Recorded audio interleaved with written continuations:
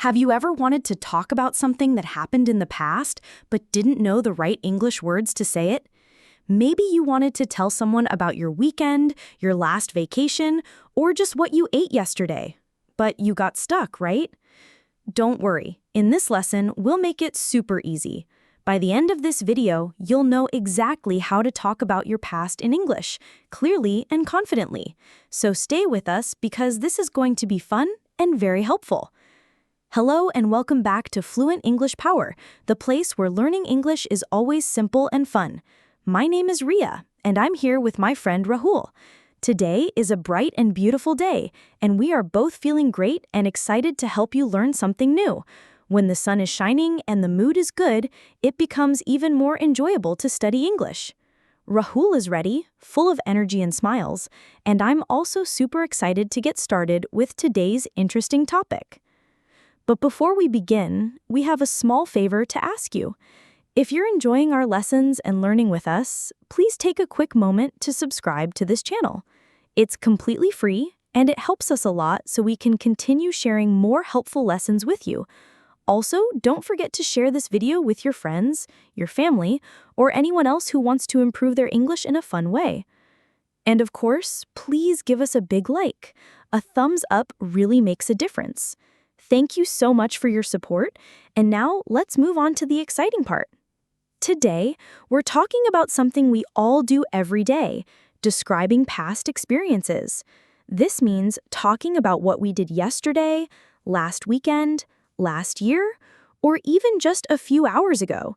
These kinds of conversations are very common. Maybe someone asks, "What did you do yesterday?" Or, "Did you go anywhere last weekend?" To answer these questions correctly and clearly, we need to understand how to use the past tense in English. Let's begin with something very simple: regular verbs in the past tense. These verbs are the easiest to learn because they follow a basic rule. All you have to do is add ed at the end of the verb. For example, if today you walked to school, then yesterday you walked to school. That's it. Easy, right? Rahul gave another great example. If he plays football today, then yesterday he played football. Just add ed and you have your past tense. If Ria talks to her friend on the phone today, then yesterday she talked to her friend. No need to memorize difficult forms, just one simple rule. Let's look at some more examples. Last night, Rahul watched a very interesting movie, and this morning, his cute little cat jumped onto the sofa and woke him up. These are everyday actions, and turning them into the past is so easy with regular verbs. You just have to remember that little ed at the end. Here are more regular verbs you can use: listen, work, clean. So, yesterday, you listened to music, you worked on your computer, and maybe you cleaned your room. These are simple verbs that you use often in daily life. Now that you know how to change them into the past, you can start making sentences about your day. But wait, there's something else you need to know. Not all verbs follow this easy ed rule. Some verbs are different.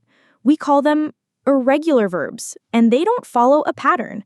But don't worry, we'll only focus on the most important and most common ones today. One example is the verb go.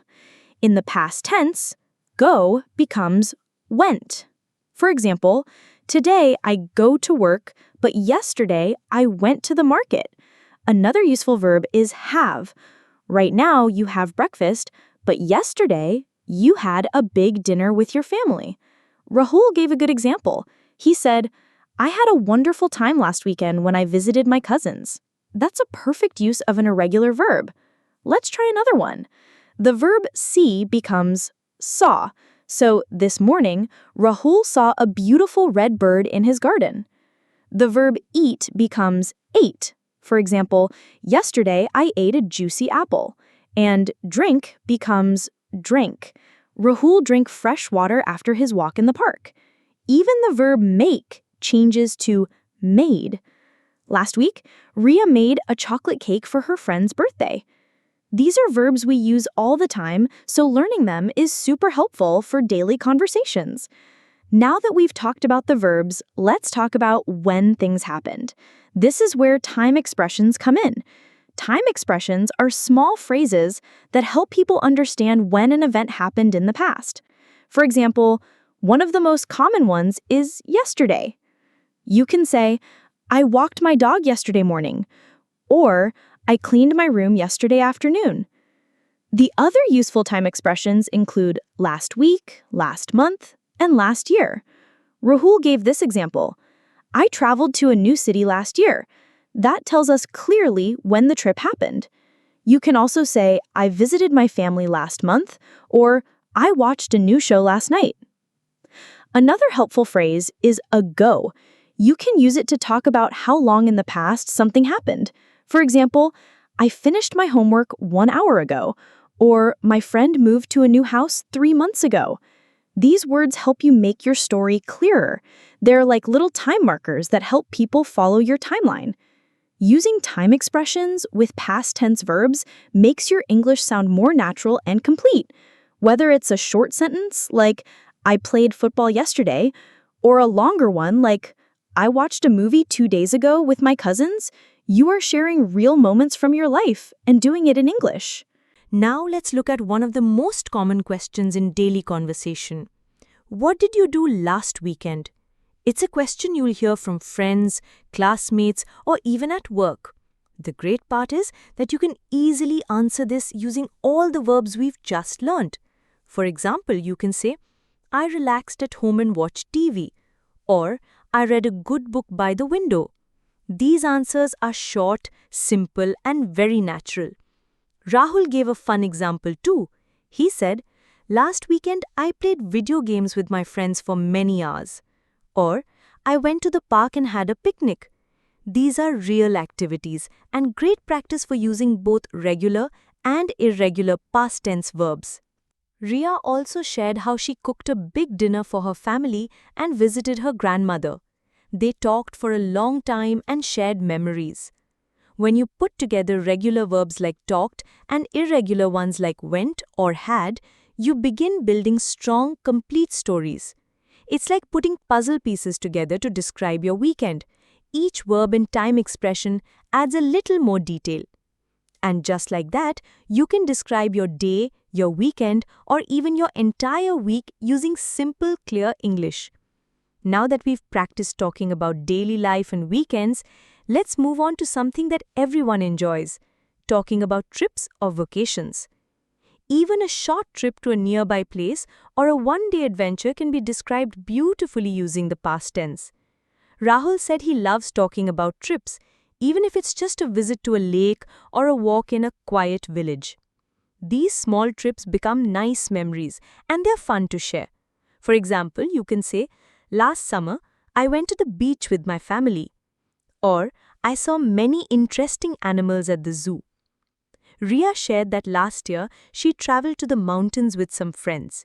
She walked a lot, explored new places, and enjoyed the fresh, cool air.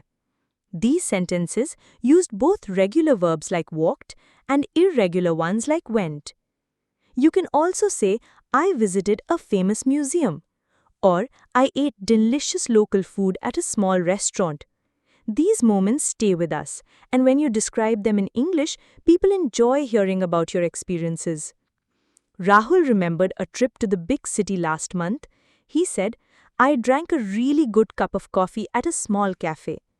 It was a peaceful moment, and sharing these kinds of details makes your English sound natural and real. Food memories especially are always enjoyable to talk about, so now let's shift to one of everyone's favorite topics, food. Talking about food is like a universal language. Everyone loves food and everyone loves talking about it. So how do we describe what we ate in the past? The most important verbs to know here are eat, drink, and have. The verb eat becomes ate, so you can say, I ate pizza for dinner yesterday evening. Easy, right? Rahul added that if he had something to drink, he can say, I drank orange juice for breakfast. Just like that, you've described your meal. There's also another useful verb, have. This verb becomes had in the past tense. So instead of saying, I have a sandwich, you say, I had a sandwich for lunch today. It's very simple, and you can use it for many things, not just food. Ria said, I had eggs and toast this morning. These are sentences you can use every day. Now just imagine how easy it is to talk about your full day of meals. I had tea in the morning, ate rice and vegetables in the afternoon, and drank milk before bed. All of this becomes simple once you know the correct past forms. Next, let's talk about something that brings happiness to everyone: celebrations. Whether it's a birthday party, a wedding, or a family gathering, these events are full of fun memories and great stories. Rahul remembered a fun evening and said, Last Saturday, I went to my friend's birthday party. That's a perfect start, but we can add more to make the story complete. You can say, I danced a lot to the music, or I talked to many friends and met some new people. These little details make your sentences richer and they sound great. Ria said she ate a big slice of chocolate cake and listened to good music. She even sang along with her favorite songs. When you use these action words, you make your story more exciting and real. You can also say, I laughed a lot, or the music was very loud and we all had so much fun. These small, clear details help you describe the event fully, and they sound great in conversation. Now here's another important point many learners ask about: the words was and were. Rahul noticed that these words don't follow the ed rule, and they don't sound like other irregular verbs either. That's because was and were are actually the past forms of the verb to be. They are special, and we use them when we talk about someone's state, feeling, or situation in the past. Here's how they work. Use was with I, he, she, or it. For example, I was tired last night, or she was happy after the party. Use were with you, we, and they, like you were busy yesterday, or we were at the park in the morning. It's simple once you practice a few times. So, whether you're talking about what you did, what you ate, where you went, or how you felt, you now have many tools to describe your past clearly in English. These are everyday conversations that help build your confidence and fluency. And don't worry if you make a few mistakes. What matters is that you keep practicing and enjoy the process.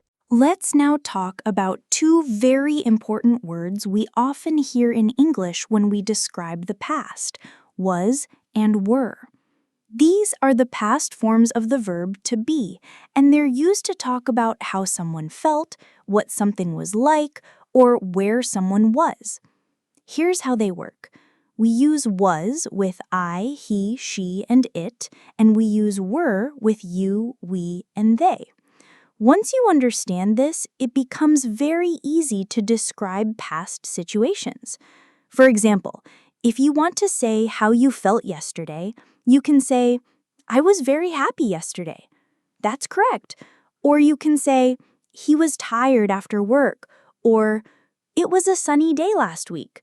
These sentences all use was because we're talking about a single person or thing. On the other hand, if you're talking to someone else or about more than one person, you use were. For example, you were at the park this morning. We were friends in elementary school. Or they were busy with their project all day. Just remember this small rule, and you'll be able to describe many things in the past easily. Rahul quickly understood this. He said, the party was really fun, and my friends were at the cinema watching a movie. Both sentences show how we use was and were to describe either the feeling of an event or someone's location. These are very useful in everyday conversations because we often want to say where we were, what we were doing, or how we felt in a past moment. Now, let's move to another practical and important part of learning English: asking questions in the past tense. Ria asked a great question. How do we ask someone what they did in the past? The answer is simple. We usually start our questions with the word did. For example, Did you go to the park yesterday? This is the correct way to ask, and here's the key rule. After did, the main verb stays in its base form. We do not change it to the past tense form. So we don't say, did you went to the park? That's incorrect. The word did already shows that the sentence is in the past, so we don't need to change go to went. We just say, did you go to the park? The same rule applies for any other verb. What did you eat for breakfast? Not what did you ate. This is one of the most helpful grammar rules in English because once you know it, asking questions becomes much easier. Rahul tried some questions. Where did you travel last year? And when did you finish your work? Both are great examples of how to use did correctly. These kinds of questions help you have real conversations in English, whether you're speaking to a friend, a teacher, or a coworker. Now, to bring everything together, Ria and Rahul decided to share short stories using what they've learned so far. These little stories are called anecdotes, and they're a great way to practice English in a fun and personal way. Ria went first. She said, "Yesterday I woke up early in the morning. I ate a healthy breakfast, and then I walked to the local library. I read an interesting book for about 2 hours. After that, I met a friend for coffee at a nice cafe. We talked a lot about our week and laughed a lot. It was a really great and productive day." This is a beautiful example of using both regular and irregular verbs and adding time expressions to make everything clear. Then it was Rahul's turn. He said, "Last Sunday, I went to the beautiful beach with my family. The sun was bright and the ocean water was warm and clear. We played games in the soft sand. I swam in the ocean for a long time. Later, we ate delicious ice cream by the boardwalk. We had a lot of fun together." What a nice memory.